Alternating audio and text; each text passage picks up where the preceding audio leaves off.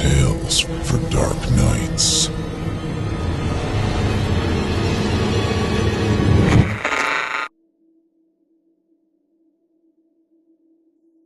Till the Road Runs Out by Luciano Marano. The ratty double-wide burned faster than they expected, and when the whiskey-fueled flames reached the meth lab in the trailer's back bedroom, the explosion was likewise extraordinary. Hicks gulped the last of the Jack Daniels and wiped his mouth with his hand. The flames were warm against his shirtless torso, his muscles hard and lean from his most recent turn inside. He leaned back in the Mustang's hood, feeling toasty, inside and out, as he was tickled by the heat of the fire and the fuzzy embrace of booze. He ran a hand over his fresh buzz cut, crossed one booted ankle over the other, and casually lobbed the empty bottle into the fire. He cast an admiring glance at Dakota. He looked hot, like something out of a vintage heavy metal video, standing near the trunk in tight jeans and black boots and a tank top. Platinum highlights streaked through his long, raven-hued hair. Dakota hugged himself and watched his childhood home burn, a cocky smirk on his glossy lips. Hicks felt something at his feet and looked down to see a fat orange cat rubbing against him. He kicked it, though not hard. It hissed. He chuckled. Dakota stepped over and slapped his shoulder and picked the cat up. "Asshole," Dakota said, nuzzling it lovingly. "Be nice to my pussy." Hicks shoved off from the car and pulled Dakota close, the warm cat pressed between them. He grabbed a handful of that luscious, dark hair and pulled, just hard enough, just the way that Dakota liked, and he said, "Fuck your pussy." Dakota's tongue snaked out and licked Hicks's stubbly chin. "Promises, promises." "First things first," Hicks said. They kissed, the fire roaring before them. "First, we see the Duke. You saw this shit." He looked at Dakota, looked him up and down real slow, like he enjoyed every inch of the view. "Then, we'll take care of the rest." Hicks opened the passenger door and Dakota slid in, petting the cat gently. Hicks slammed it shut and walked around, grabbing his jacket from the top of a pile of bags in the back seat through the open window. It wasn't much to look at now, but it was everything worth taking from this place. Plus, a shitload of crystal. Whatever else he'd been before he became barbecue, Dakota's father had been a hell of a cook. He'd offered up his whole stash before Hicks had introduced his face to a shotgun. A right nice gesture, really. Of course, they were taking the stuff anyway, and his money, and his guns. His blubbery apologies were years too late for Dakota, and Hicks had done worse things for less worthy causes. Killing that son of a bitch had been just the cherry on the sayonara sundae on their way out of this pit. "That was so hot, babe," Dakota said. "The way you made him cry." Hicks put on his coat and slipped into the driver's seat, gunned the engine and spared one more look at the conflagration. "Didn't I tell you I'd take care of it?" Dakota hugged the cat. "Do you love me?" "All the way, baby," Hicks said. "Till the road runs out." He threw the hot rod in gear, peeled out and made for the highway, bearing down hard, chasing, and finally gaining on. His own little bloody slice of the American dream. The Mustang devoured the road, the engine roared like a hungry beast as they sped west into the humid North Florida night. Hicks turned his head and Dakota slipped a Marlboro between his lips, holding out the flaming Zippo. He sucked deep, pressed down on the gas. Ozzy wailed from the radio. Waffles slept on the bags. "What kind of a name is Waffles for cat?" Hicks said. Dakota only shook his head patronizingly, as if the question were far too stupid to bother with, and he lit a cigarette for himself. Hicks said, "It's a good thing you're pretty." Dakota rolled his sparkly eyes and smiled. He could be on his way to the grocery store instead of fleeing a murder scene. Hicks liked that. He'd been concerned that Dakota was all talk in the joint, and he'd watched real close for signs of doubt back at the trailer. When Dakota kicked things off, breaking a lamp over dear old Daddy's head, Hicks had known he was for real, and he had been glad. He'd had every intention of making off with the goods either way, really. Alone, if need be. But that's not how he wanted it. Definitely not anymore. Hicks wasn't nervous either. He felt no guilt. The speeding was more for the joy of the ride, and his love of his car and the rush of newly reclaimed freedom than fear of getting caught. The cops didn't come out here unless they had to. No neighbors in the trailer park would have called them. They all had secrets of their own to hide. The fire department would come, but even after they found the body, it would look like another meth lab accident. By the time the so-called authorities figured out how Brad Chambers actually bought it, well, they'd be long gone. Hicks was calm, though he wouldn't be totally at ease until after meeting with the Duke. He didn't like drugs, and he hated drug dealers. Hated their fake-ass tough guy posturing and drama. Still, there was nobody better to help them unload a stash this size. The money wouldn't be exactly fair, but it'd be pretty close. And for now, pretty close was close enough.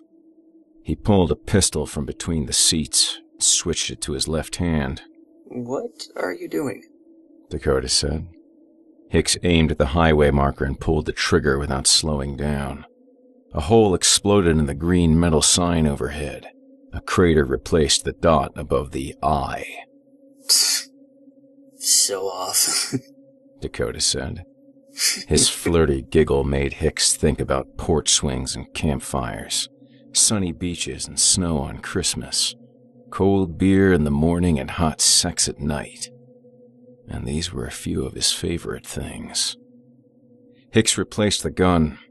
Dakota leaned over and laid on his chest, one hand moving under his jacket, lazily stroking the smiling devil tattoo on Hicks's stomach. The kid was asleep in seconds. He wasn't really a kid, of course, but he just seemed so young to Hicks that sometimes there wasn't anything else to call him. Hicks snuck a peek down, feeling Dakota's warm, rhythmic breathing on his chest, and watched his lover's closed eyes twitch. He'd been sneaking glances at the kid for days, thinking about not thinking about him, after Dakota first arrived inside, long before they actually met. It had been Dakota's first time in real jail, and it showed. Hicks had seen the kid take a few beatings, but he hadn't stepped in. He'd been a career con doing his own time, and he'd only wanted to be left alone. Helping people got you killed. He knew that for certain. Though, Hicks had still not been able to help himself from thinking about the new arrival with the pretty eyes. Theirs was not a meet-cute by any Hollywood standard, not even by porno standards. But we don't get to choose who we love in this world, Hicks thought. No more so than we get to choose how we meet them. He had come across two big Aryans going at the kid, and he hadn't thought twice. Having caught them with their pants actually down, he had all the advantage he needed and more. By the time the guards responded, Hicks had painted the cell in a fresh coat of red blood. To the hole he'd gone, but it was a small price to pay. When he came back to the block, Dakota was waiting for him. I started talking. When Hicks got out, there were letters. Letters became phone calls. Phone calls became visits. By the time Hicks got out, they'd had a plan. He made a few calls, picked up his car, and come calling on Dakota. Happiness isn't just for pretty people, Hicks thought. It's not just for rich people, smart people, or even just for nice people. After a lifetime of tough breaks and raw deals, bad choices and worse luck, he figured it was only fair that even a broken-down con inching ever further past 40 had the right to a shot at some happiness in this fucked-up world. Everyone should get a chance, and this was his. He knew he wouldn't get another. But that was okay. One was all he needed.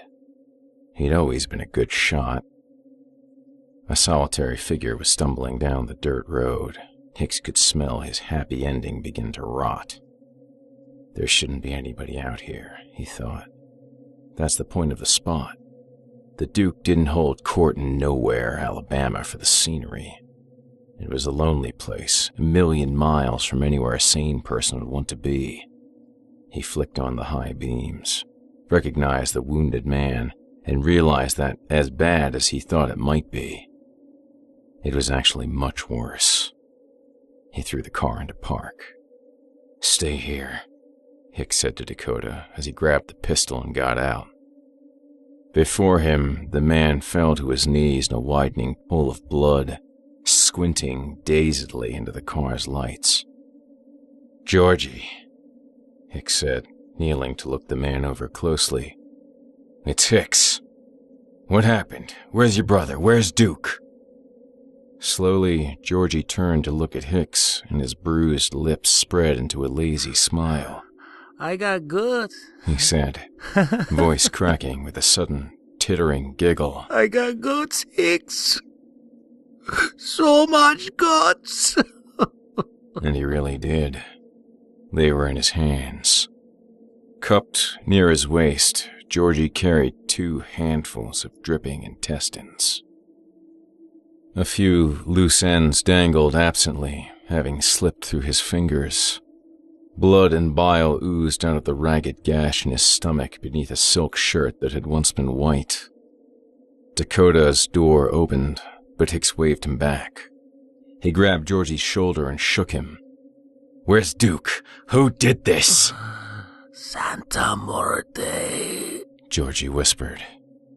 As cold as it was, Hicks' heart was gripped by icy fingers of fear at the words. Saint Death. A folk-tale god, deity of the damned, the skeletal Madonna had become the patron saint of murderers, drug dealers, and even more deranged members of the underworld. Hicks had seen tattoos and prayer cards in the joint. Most of it was harmless, a sort of grassroots religion among the new outlaw class. But, like all religions, it had fanatics, and they were true maniacs. This was as ugly as it could be. Legit death heads were bad news, a cult of criminals who worshipped the Grim Reaper. If Duke and his boys had run afoul of lunatics like that, there would be nothing left of them to save. Not that Hicks was interested in coming to their rescue. What he wanted was much more practical than salvation. "Georgie," Hicks said, "did Duke bring the money?" No answer. The gutted man swayed on his knees, stared into the headlights. Hicks tried again. "Did Duke bring the money? Is it still at the spot?" Georgie retched, the bloody vomit spilling over the mound of exposed guts he cradled in his arms. Hicks grabbed the man's slim ponytail, jerked his head back and pressed the pistol to Georgie's crotch. He spoke very slowly. "Is my money still at the spot? Answer me, Georgie, or I swear I'll bury your balls with whatever's left of your brother." Georgie nodded. "He brings it." "Now, tell me where." You're not serious. Dakota said. We can't. "We can't," Hicks agreed, pushing the Mustang off the dirt road. "I can." Bullshit. "We can't make a new life with 50 grand worth of ice. We need money." I'm going to. Dakota reached into the back seat and grabbed the shotgun. "No," Hicks said. "I'm just going to have a look." Then there's no reason I can't go. Georgie moaned from the passenger seat. Hicks said, "Don't you bleed in my car, you stupid spick." Dakota held the gun by the slide and cocked it with one hand. He reached for the blue duffel bag that held the others and slung it over his shoulder, then smiled and blew Hicks a kiss. Sissy. "Bitch," Hicks said. The night wind swept through the sparse trees and silence held sway over the world. One shot, Hicks thought. Make it count. Fine. Let's do this. Waffles meowed in the back seat as he watched them leave, and Hicks couldn't help but wonder, was the fat bastard shouting encouragement or a warning at their backs? The bonfire in the center of the circled vehicles burned bright, fueled by the bodies of slain cartel members and the wood and shrubbery gathered beneath them. Duke and his entire gang were crucified, hoisted up on makeshift timber crosses, blazing away before the writhing orgy of carnage below them. A pyromaniac's version of Jesus. Hicks smelled the charred flesh before he saw it. He expected the worst, and he was not disappointed. At his side, he heard Dakota gag. On the ground, the death's heads painted each other with the innards of another body. They were naked, emaciated, and awful to look upon. Their skeletal fingers tore slippery pieces from the gaping wound at the dead man's belly, smearing themselves with gore. The body had no head. Hicks saw 3 of the psychos off to the left, kicking something around like a soccer ball. Something with long, dark hair. A putrid corpse dressed in white robes sat before the fire and the burning bodies in a ratty armchair. Dead flowers, along with severed body parts, were scattered around it. Burning red candles encircled the cult's dreadful idol as it watched over the ritual. Hicks and Dakota sank to the ground outside the light of the fire. Hicks counted at least 8 of the cultists, maybe more in the clearing. Even if there had been 9 or 10 enemies, he might not have hesitated to take them on alone, armed as he was. He'd beaten worse odds. But death heads were something else. Hicks eyed a black Durango with tinted windows on the far side of the fire. There it is. That's where Georgie said it'd be. Dakota shook his head. No way. I'm getting what we came here for. We don't need it. We've got cash already. Not enough. A wail rose up from the gathering by the fire as the death heads finally clawed the eviscerated corpse apart. Fuck it, Dakota said. We'll figure something out. Let's just dump the drugs and bail. But the kid didn't get it. He couldn't possibly understand what it had taken Hicks a lifetime of eating shit to learn. Starting fresh, hitting the road with nothing, is only exciting when you're young. But after starting from scratch again and again, after having nothing for so long, Hicks knew it wouldn't work. Not in the long run. Not this time. This time, it was for keeps. Until the road runs out. Right? This was a shot. He was going to do it right. And that included getting the money. They've said that hope is free, that it didn't cost anything to have faith. It's all bullshit, of course. Hicks knew they were full of it, whoever they were, and that hope was plenty expensive. A clean start, safe home, doctors, all the operations, the life that Dakota wanted, that he deserved. Hicks tallied these mounting aspirations in his mind's ledger. A better tomorrow costs money. There was a whole lot of hope in the gutter. Hicks had spent enough time there to know. "Go back and start the car," he said. "Be ready." Hicks grabbed the bag, got up and moved into the darkness before Dakota could say anything else. He knew that if he gave himself half a chance, he'd stay. He'd give in, and they'd leave with nothing. He walked fast, making his way around the edge of the firelight and staying behind the cars when he could. Dakota's scared, pretty eyes burned in his mind, and the shrieks of the maniacs rang in his ears. Just one more bad thing, Hicks told himself. Just be that guy one more time, and you'll have the rest of your life, your real life. And it starts today, to get over it. Better men have done worse things. Hicks reached the Durango and opened the door without being seen. He found the suitcase in the back seat, just like Georgie'd said he would. He opened it and began stacking packs of bills into the duffel bag beside the guns. Every squeal and scream from the fire made him jump. When he was finally done, he started back. About 15 feet from the SUV, something struck the ground to his left.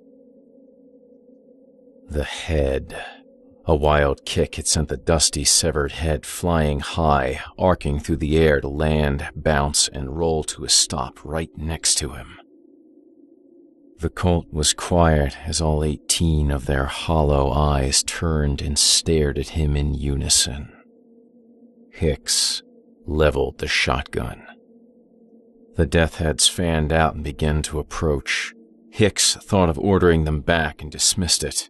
Even if they understood, they really wouldn't care about his threats. They loved death. What other threat could he offer? He tucked the shotgun under his arm and drew 2 pistols from his jacket pockets.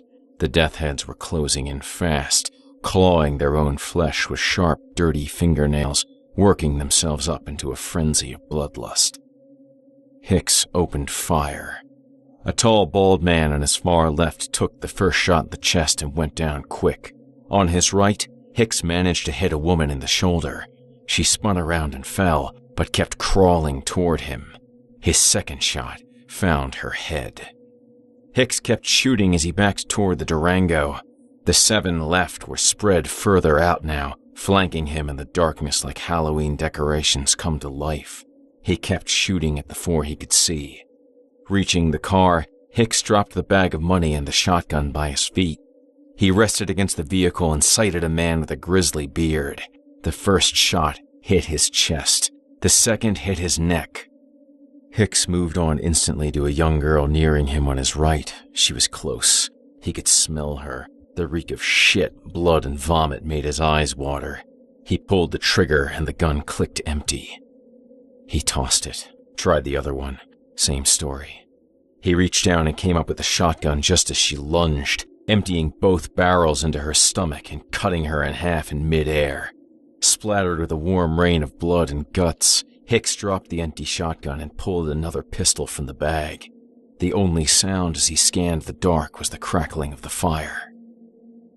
Pain erupted in his shoulder, and Hicks screamed. From the roof of the Durango, a young boy wearing a necklace of bones raised a long wooden spear and plunged it down again. Hicks tried to duck, but the spear sank into his back. He stepped away and shot the boy, saw him fall silently from the roof.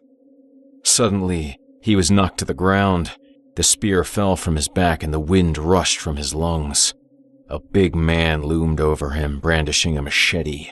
Hicks raised the pistol, but the lunatic brought the large blade down onto the back of his hand. Several of his fingers fell away cleanly, and Hicks saw himself drop the gun. With a shrill cry mismatched to his size, the man raised the blade high above his head. Hicks, half blind with pain and struggling to breathe, kicked as hard as he could up towards the man's dangling genitals. The big man doubled over, clutching himself, as Hicks rolled out of reach. Getting shakily to his feet, Hicks saw the other 3 coming closer. 2 women and a man with his long hair slicked back and shiny with fresh blood. Hicks reached into his boot and pulled out his hunting knife, tucking his wounded hand close to his chest. A sound erupted from the far side of the fire then, one Hicks knew well. 2 bright spotlights grew large in the dark as Hicks' car burst over the hillside, flying through the air like a V8-powered magic carpet. The Mustang came down hard and clipped the seated corpse idol. It sailed into the fire, chair and all, as the car skidded to a stop, flinging dust and gravel. Hicks smiled as he saw Dakota at the wheel, looking mad as hell. He leapt out, blasting away with a sawed-off pump action like he'd been born to do it. The girl scattered, and the long-haired man scurried behind a nearby pickup. The big man with the machete, though, having recovered from the shot he'd taken to the balls, ran straight at Hicks. Dakota, too far away to shoot without hitting Hicks, watched him and the man with the machete meet in a bone-snapping collision. The big man landed on top of Hicks, who thrust his blade desperately up, gouging into the lunatic's left eye. Distantly, he felt the rusty blade of the machete push deep into his stomach, an enormous pressure crushing his neck. His vision failing, Hicks tore his knife free from the big man's eye socket and stabbed it into the side of his neck, pulling as hard as he could. The death head's throat ripped apart like a soggy garbage bag, spilling blood and stringy bits of muscle and flesh down onto Hicks's face. Still, the maniac squeezed harder at his throat and pushed the machete up deeper into Hicks's belly. It felt like the tip was in his chest, poking a lung. Every breath was agony. The handle jutted out from the mouth of his laughing devil tattoo like a strange black tongue. Dakota appeared above them suddenly and emptied a small .22 pistol into the big man's back. The maniac finally slumped over and was still, and Hicks fell into blackness. The screech of jamming gears roused Hicks. He forced his eyes open and saw the world rushing past outside the car. His hands were heavy in his lap, one wrapped in a stained sweatshirt and throbbing. A sticky, warm puddle squished beneath his ass as he tried to sit up. Pain, indescribable pain, pushed him back down. Hold on! Dakota yelled, tears streaming from his eyes. His foot slammed the gas pedal to the floor. Hold on, Hicks! Hicks tried to speak, but found his tongue was too heavy. He blinked hard and saw the blue bag at his feet. Feet he could not move, spilling over with cash. The kid would be okay. He could be anything he wanted now, whoever he wanted to be.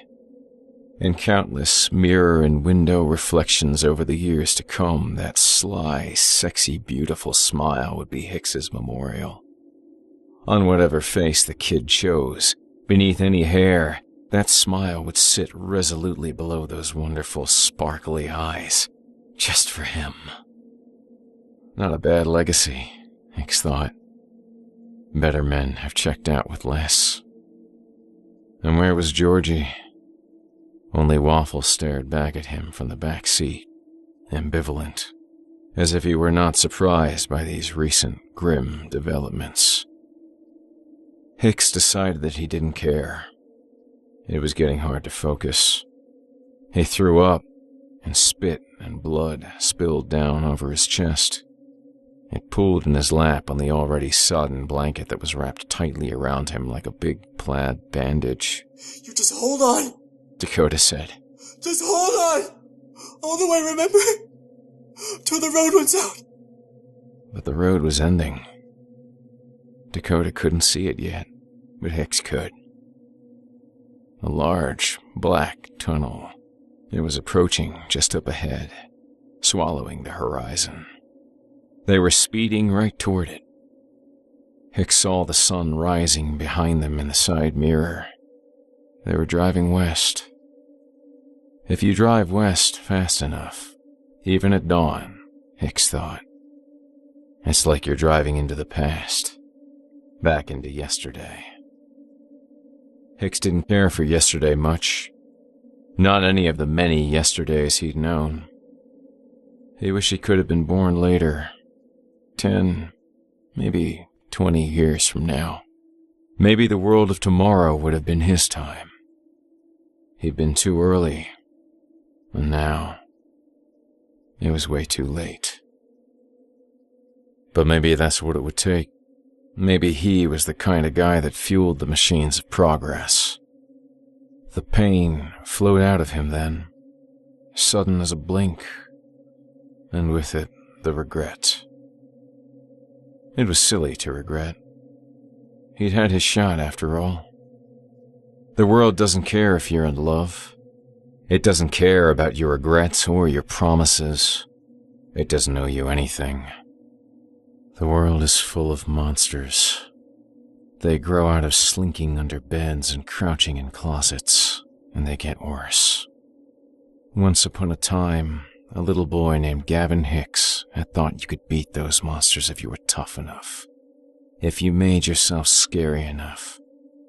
So he bloodied his knuckles and sharpened his tongue and cultivated a good glare and big, hate-filled muscles. He'd injected an armor of ink beneath his scar-covered flesh to hide the cracks. And it had worked. For a while. But he'd learned too late that grown-up monsters don't fight like that. They're carved of brick and steel, made of disappointment and regret, and they are relentless. In order to take down those monsters, you have to have the right ammo, and you've got to be very quick. There are no second chances, none that ever really count, and it's not fair. But in the world of grown-up monsters, hate is a half measure, and even love is most often a bullet of insufficient caliber. Maybe tomorrow would be enough. Hicks had time to hope, quickly, just before the darkness got too deep, that it would. Dakota was shouting. It sounded faint and so far away. They drove into the tunnel.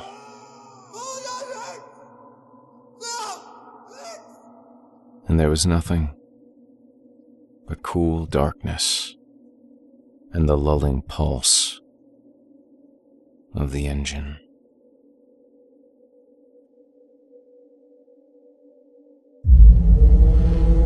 Chilling tales for dark nights.